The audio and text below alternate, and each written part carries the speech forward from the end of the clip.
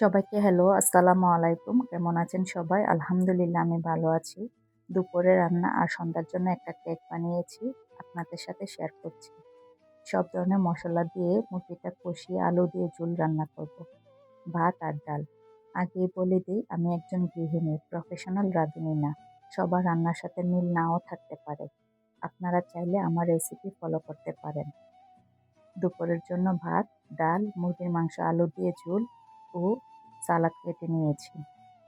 কম উপকরণ দিয়ে একটা কেক বানিয়েছি। ২টা ডিম, ১/২ কাপ চিনি, ১/২ কাপ তেল, ১ কাপ ময়দা, ১ চা চামচ ভ্যানিলা এসেন্স, একটা মিনি দুধের প্যাকেট, পরিমাণ মতো লবণ দিয়ে ভালো করে মিশিয়ে চুলায় বসিয়ে দিলাম অল্প আঁচে।